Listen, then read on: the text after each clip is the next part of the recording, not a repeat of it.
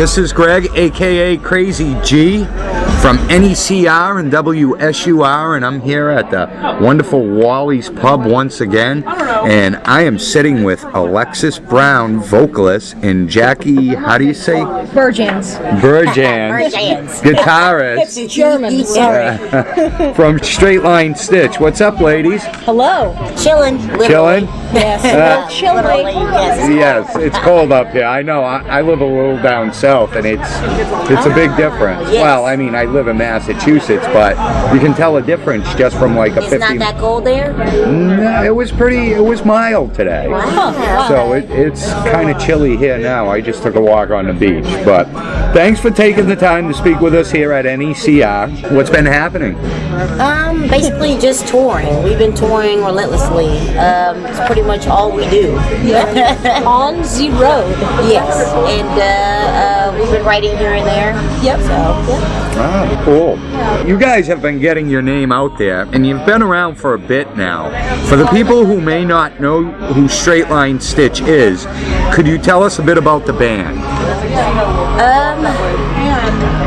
I can't really classify us in the genre, really. I mean, it's heavy, but I don't know, maybe It depends on like the listener, because I can't really classify us either, you know, and I hate to be like that person who's like, oh, well, a little bit of this band, a little bit of that band, because we strive to, you know, be unique, obviously, but I mean, it's got heavy elements and it's got melodic elements, so I mean, it's just a big, like, big kettle of fish, you know, it's kind of hard to describe. Kind of all in one. Yeah. Awesome. Let's talk about your most recent release for a few. The Fight of Our Lives is full of slamming hard energy tracks. What was it like writing this CD? It was definitely, it was an experience. We had just pretty much decided we were gonna like do things differently than we did the first album.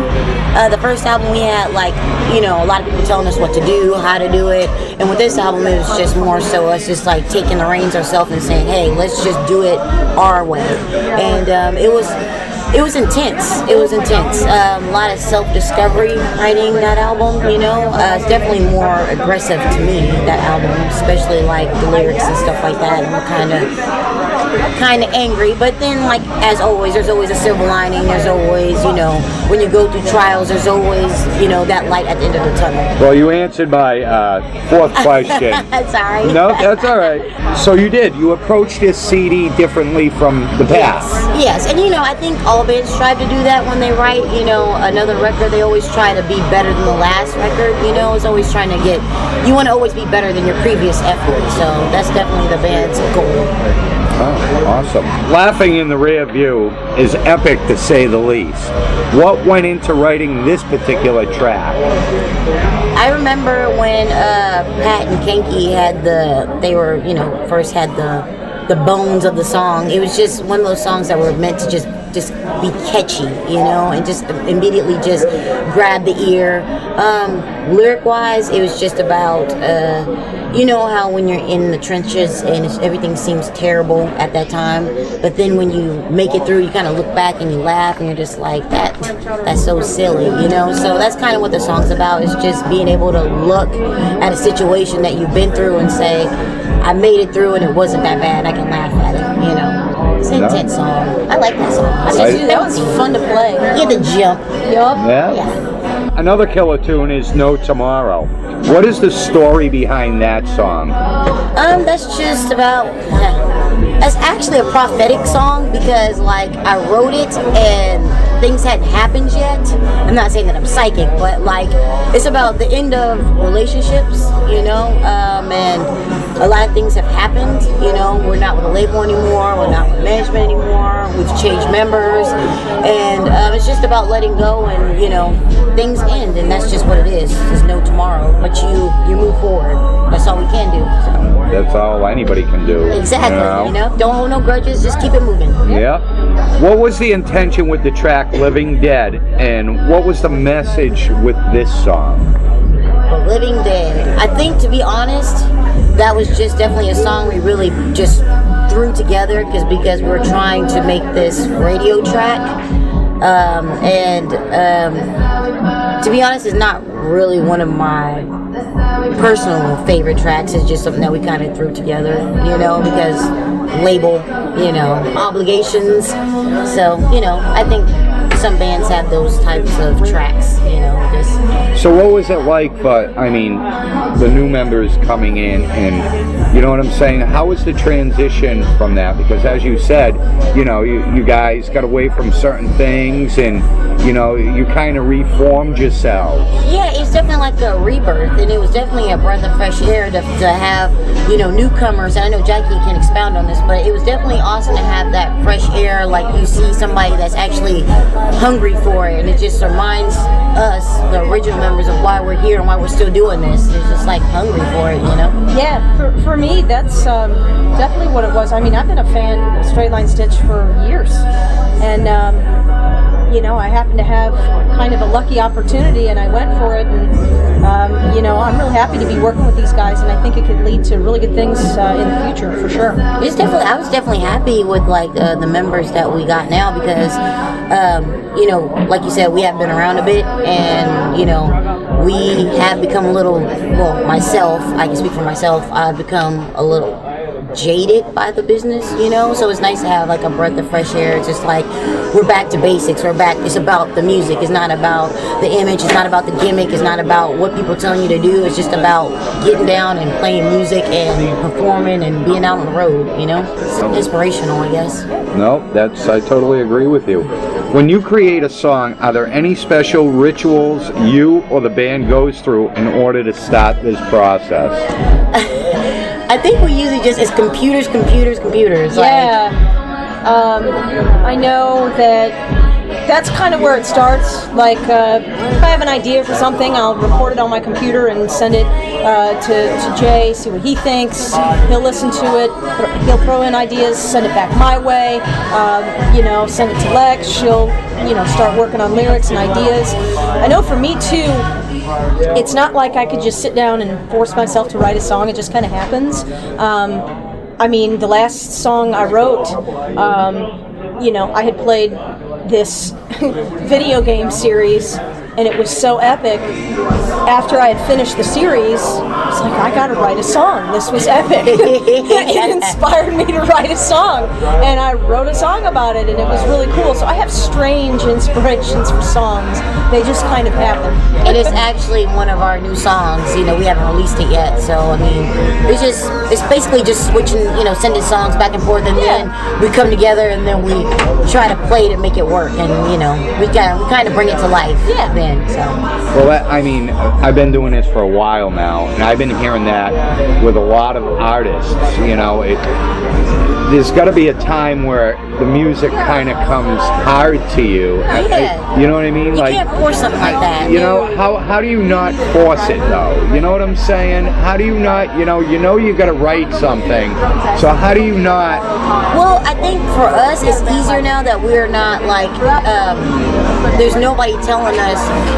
There's no deadlines for us. Basically, everything is kind of organic at the moment. So it's just like when it comes for us, it comes. You know, which is kind of a plus.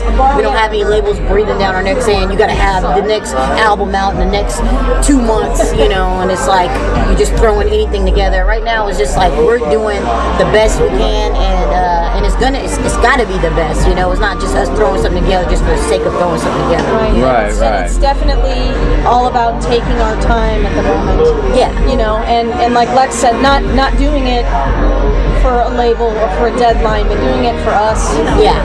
You know, and that's important. Do you find yourselves picking it apart? Oh God, yeah, Jesus. Lord, yes. Yes. That's a yes. Yeah. So yes, Jesus. Yeah, I think we're all a little bit of a perfectionist when it comes to like the new writing of SLS. You know, I think it's just because our fans have waited so long, and they've been waiting. They're still waiting for new music, and it's just for us. It has to be what we consider great, or it's just not going to make it. You know, so. And we have to like it. That's the main thing. We have to be able to say we're proud of it. Let's release it. You know, if it's not, then we don't. No kidding. Yeah, that's cool. Who are some of your or the band's musical influences? Woo! Ooh, You want to go first? that is very. I myself, I love like I like older school music. I like oldies, golden oldies, And of course, Stevie Nicks and Fleetwood Mac. Stevie Nicks and Fleetwood Mac is like my tops. Like That's cool. I like that. Well, the thing is, I love just music. I was just basically more raised on like, or brought up with like the era of like The Doors, Bad Company, Journey, Metallica, Alice in Chains. Like that was my background, and then like Motown, like you know, and Parliament and Tina Marie and things like that. Like Anita Baker. Like and I love music. I love what sounds good to me. There's not a specific genre. You know, I just love whatever sounds good to me. And I'm very similar. I started with, since I was old enough to talk, I would be in the front seat in a car seat of my mom's car, and Ozzy would come on and be singing "Mama, I'm Coming Home," and I'd be singing in the next seat, or like AC/DC, Money Talk. I remember one time my mom had set me in my little walker in our living room, and she walked away and the TV was on MTV, and Sweet Child of Mine came on. She said, next thing you know, I'm rolled up to the TV bouncing up and down to this song. And that's where I kind of started. My dad was a huge Black Sabbath fan, so of course I listened to Sabbath, Zeppelin, Jethro Tull, all of those. All the good stuff. Of course. And then I would say probably what pushed me to play guitar the most was a sound I had never heard before. I was like 13 or 14, and I heard Evanescence for the first time. And it was just incredible, and it blew me away. And I was going through a rough time in my life, and I couldn't figure out what I wanted to do, and something was missing, and I heard that, and I went, wow, I want to play music like that. Yeah. I want to do that. So I asked for guitar for my birthday, and here we are. So your future was pretty much set when you rolled up to the TV. Singing Sweet Child of Mine, Yeah. I can't even talk yet. Yup. Wow, that's a cool story. Yeah. You're in the middle of a tour right now. Huh? How has it been? Are there any special moments you could share? I guess always a special moment for me when we go on tour is when we hit New Mexico. Oh my And, Lord, like, that is so and fun. Texas, like definitely New Mexico. I've said this before. I always say it until they show me different. It's just the crowd there. They love us. Yes. They love music. Period. You know, and I love when they. I mean, it's like they feel In it the- with us. Like it was like snow weather there when we went, It was and we played freezing. outside. It's freezing. And these kids were just They my didn't feet. care. I could feel my feet, and these kids are I've out been there standing there all night. Yeah, and they were just like singing the words. Yeah, and we hit the stage and they went insane. and they It was always do. awesome. And that's always memorable to me because it just reminds me of why we're still doing this, you know? Even if it was just one person, you know, we're still doing it because that one person. Oh man, you know, I remember so. the merch table after that show, Yeah, it was like freezing, but they were like, everybody was just like, and there was a line. I mean, literally every kid that was in front of the stage went to the merch booth and Yeah. wanted to meet us and take pictures and hang out. It was and great. you would think it's freezing, you want to get out of the cold, Yeah, you know, because they that's what didn't we care. wanted to do, They didn't but care. we stuck around and we hung out, and that was memorable for this tour. Yeah. It was awesome. I'd The say so. memories, huh? Yeah, that's what it's all about. We had Right. quite a few funny things happen, memories. Well, and that leads me to my next question. What has been your favorite place to play, whether on this tour or past tours, and whether here in the United States or overseas? Out of any place you've ever played in the world, what is your favorite place and why? Not necessarily because of a story or something cool, just because maybe even felt something from it, you know? I would say definitely for me, it would definitely be New Mexico, and I would say it would have to be also when we played Download in the UK. It was just a feeling, you know. It just felt like things were happening, you know. And it was just like I've never been to the UK. That was my first time, and it was just like we're here playing for like thousands. Like as far as the eye can see, like we're here. So that was a special moment in time for me. Yeah, for me, I haven't been to Europe yet, but yet is the key word. Knock on wood. Keyword, yeah? No? I would have to say absolutely Gallup, New Mexico. And then last tour we did, New York City was That was awesome. Oh my Lord. That was awesome. Yeah, I forgot. That was awesome. The mosh pit in that place was cool. ridiculous. Yeah, so I would say probably Gallup and New York so far. And we had some marriage proposals. That was pretty cool. Yeah, people got like they proposed to their loved ones like on stage. That like was in New York. That was really cool. Yeah, that was exciting. If you don't mind me asking, where are you two from? I claim Tennessee as my home, but I was raised in California. I was born in Georgia, but Tennessee's my home. Clarksville, Tennessee. And for me, I've been born and raised in St. Louis, Missouri my entire life. I've literally never moved anywhere else. I've been in that same house since I was 1 year old. You're so lucky. Either that or I'm just too poor to move. Is there anything you'd like to say to the fans of Straight Line Stitch? Thank you.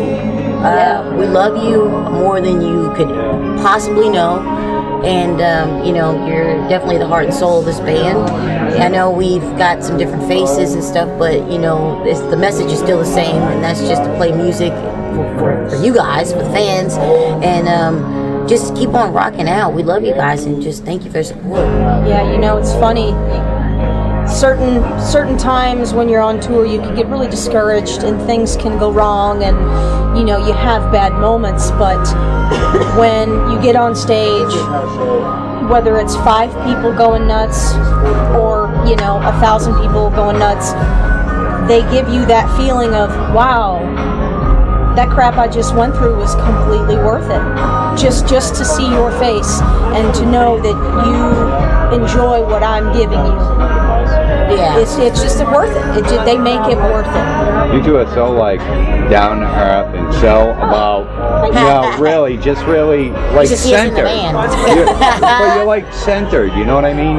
You sit there and you I don't want to say you give all the right answers, but you truly are there for the fans. And I'm not saying other bands aren't, but you care about what they do and what they think, and that's really something special to have with them. If you can connect to them in that way. I mean, what's the point in if you're just doing this for yourself? I mean, you could just do that for yourself and be in your garage. And our thing is with me, I know that I've always wanted to do something in a way that would be positive, that I could affect other people, and it's music has been the best way for me to communicate that. If I could, just reach out to one person and have something positive, happen to them in their life, it affects them that way with what we do, then I'm happy. I can die happy, That's all I want to do. I want to do something. I want to leave this earth and know that I did something good. And don't take this the wrong way. It's simple. Yeah, it is simple. It's simple, I think people lose sight of that because, especially once you become a bigger band, there's so much, going on that I think people do become jaded. And like I stated before, I have been, sucked up in that whirlwind where I've become jaded, and it was just why? What for? And it's nice to get back to basics and just be this is what it's about. This is what it's always been about, Yeah, I agree. I mean, I know what listening to music and being around music and going to a show means to me. And if I could make one kid feel that way, the same way I do when I listen to music and when I go to a show, that's all I want. I just like that feeling, you ever listen to one of your favorite songs, or you hear a new song and you're just ooh, it just hits you right in that spot, man. It's gives me the chill. Yeah, exactly. Or it puts you in a certain place and time. It's just makes you think or inspires you. That's our goal. That's just our ask job. Lex what happens whenever an Evanescence song comes on the radio. Yeah. Oh my Lord. She can be way across the parking lot or over here in the store, and I'll hear Evanescence, and I'm I know she hears it. And then I'll come running up to the band. And she'll come from wherever she's at. She'll come up and she'll be singing it, and I'm just yes, I knew she was going to be singing. I knew it. But that's awesome, because for me, that's what Stevie Nicks does to me. With Fleetwood Mac, I hear a Fleetwood Mac song, and I'm just Oh yes, I know. Yep. I know. Yep. Yeah. And you're having fun doing it. And you're having fun. And that's the key. you That's know? all it Yep. is. Once the fun's gone, forget it. It's You- time to retire. Exactly. Time to let it go. or reinvent yourself, or you Yeah. know, Yeah. take a different path, or whatever the case may be. You're right. Exactly.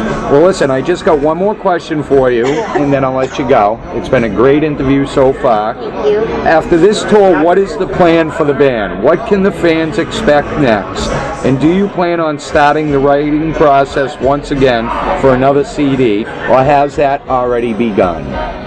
Well, that has already begun. Yes, it has. I think we'll probably, like, since we're doing everything ourselves, this hasn't actually went into effect yet, but we'll probably start like some type of Kickstarter fund or something like that, so we can actually, you know, start raising the funds so we can get in the studio. You know, so that's the next goal. We're actually putting the material together, and we're gonna keep on touring. You know, that's our job.